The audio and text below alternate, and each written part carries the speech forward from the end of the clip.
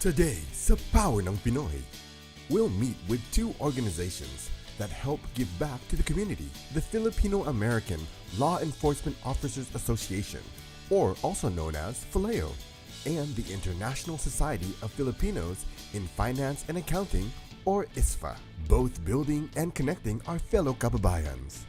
And with today's host, Anthony Rivero.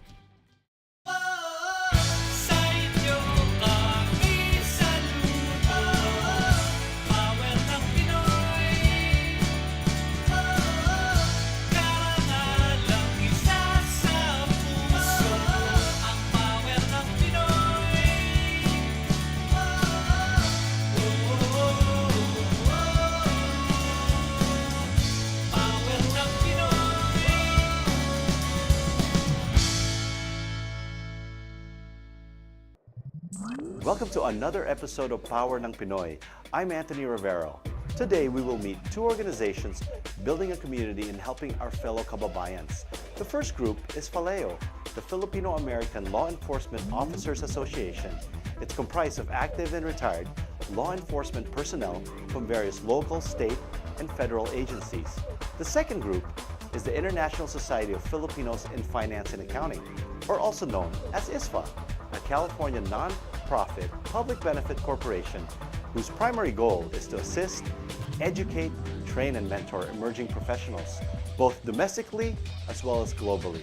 But first, let's meet with Faleo and their support in cultural, educational, recreational, and charitable services within our very communities. The Filipino-American Law Enforcement Officers Association, or also known as Faleo, was established in 2006 to promote fraternal relationships and cultural awareness among all members, sworn and non-sworn, in law enforcement. To that end, Faleo is committed to supporting cultural, educational, recreational, and charitable services within our communities.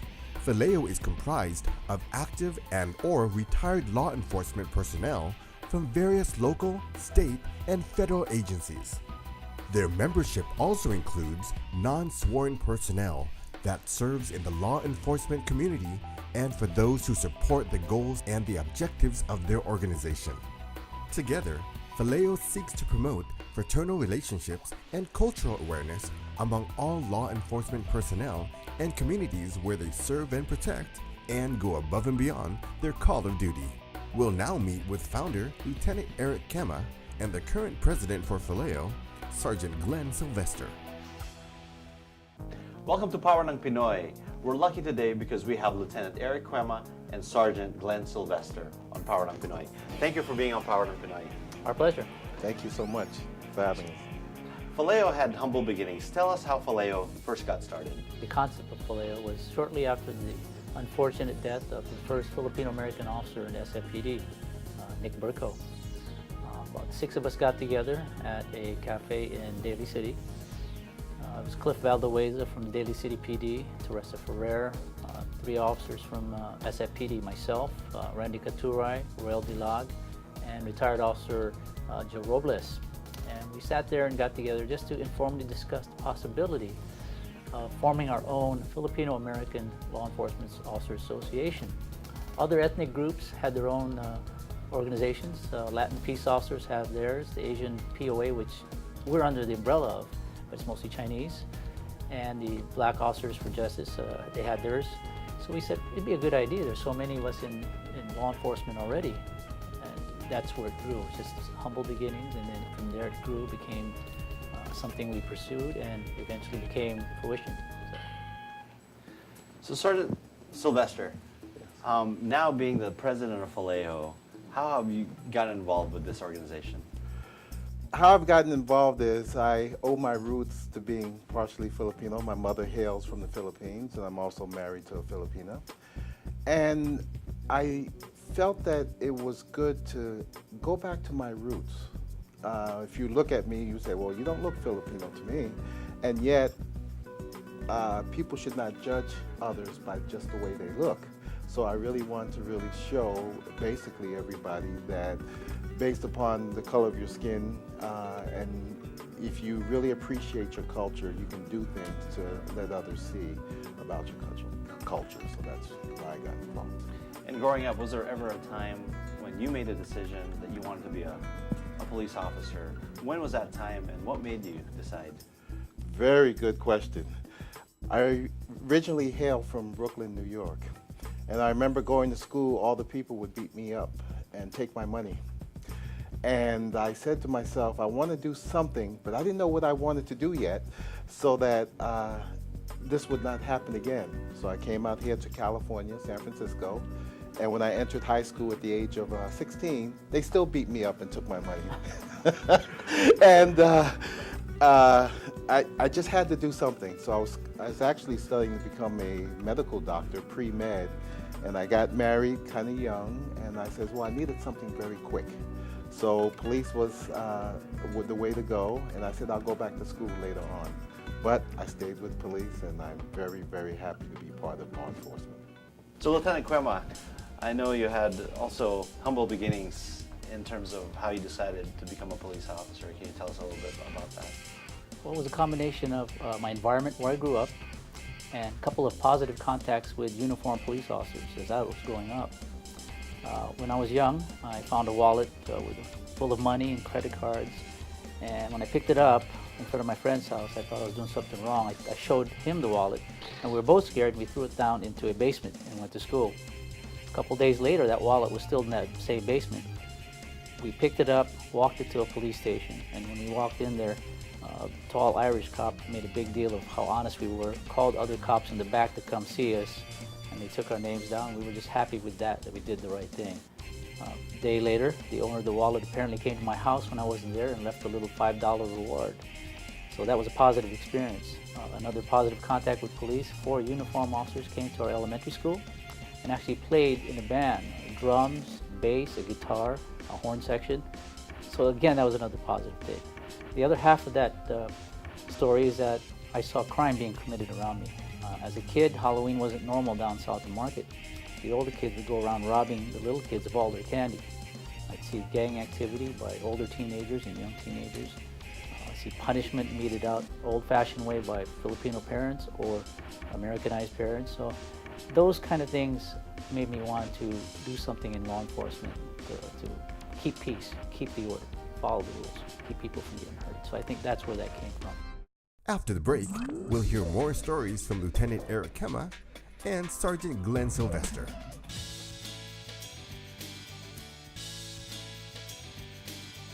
So one of the things Faleo gives back is through the PET program. Tell us how it got started and what you've learned from that experience. Well, in 1999, I was approached by 2 PhilAm officers that wanted to do a program, an exchange training program in the Philippines. What they brought to my attention was that our department, the SFPD, sent a group to Russia, to China, to Amsterdam to study some of their enforcement operations, like whether it be drug use, a drug-free zone, or drug use zone, or a prostitution-free zone. And they come back and give a report, and that was the extent of their visit. These 2 officers had a more bolder plan. They wanted to actually teach there and get something back at the same time, an exchange training program. They enlisted my aid because at the time I was a sergeant. I had a good relationship with the administration. I was born here but lived there, so I had the experience of both worlds. But because of my experience there, I was hesitant to go back there. But I said I would help them and bring this program up to speed as best I can. But my intention was not to back out at the last minute. So 5 of us got together. We worked for almost a year back and forth with the Philippine National Police, the Philippine Public Safety College, and our own administration, getting a formal agreement together and a plan. So in the year 2000, the first 5 of us went there, and it was a success, and it was a very eye-opening experience for me. Once I saw a sea of my kababayan, men and women in the Philippine National Police, about 350, when I expected 40 people only, looking back at me, asking me questions from tactics to resources to ethics, because all we heard about was corruption there. And you can't tag an entire body of men and women as corrupt when there's a small amount that are doing it. So that's how that started. We started going back and forth, and we'd host them coming here. We'd pass the hat because we had no budget. We'd have to spend our own money and resources also to take them around and feed them and treat them and give them a nice time. So that's how that started, and that started in the year 2000. And it's still ongoing today and becoming very strong. Faleo jumped on board and gave us good full support in the year 2008, and we've never looked back since then. So Sergeant Sylvester, the structure of Faleo and how it is now, can you tell us more about it? It wasn't until 2008 where we actually got together at a station and we actually formed our present Faleo chapter in 2008. And at that time, we had a San Francisco chapter with 89 members. I am proud to say that now it's 2012. We now have close to 242 members with a chapter in Los Angeles. And just last week, we created a chapter in San Diego. So we are indeed growing. We hope to come to the Philippines. They want us there so badly. We have scholarships that we offer to not only Filipino kids, but to anybody who wants a career in law enforcement, so we help them. If you're a Faleo member, whether you're an officer or whether you are a civilian, we have scholarships, fellowship awards it's called, for you to go to training, and we will give you a stipend to pay for that training. We have a great color guard unit to which we perform at events, the 49ers, the Warriors, any high school or any coronation ceremony, just call us. And if we can get them out, we will definitely get them out. We also do classes for the community, basic medical life support. I teach cybercrime and investigations. And we don't ask nothing in return, we just do that because everybody brings something to the table and everybody has a certain experience, and we want to grab onto that and give back to the community. On December 5, 2012, Lieutenant Eric Cuema was awarded the Banaag Award. President Aquino honored distinguished and outstanding overseas Filipinos and foreign-based organizations during the awardee ceremonies for the 2012 Presidential Awards for Filipino individuals and organizations overseas at the Malacanang Palace. You know, a lot of Filipino Americans that want to maybe take law enforcement as a future career. What is your underlying advice to them?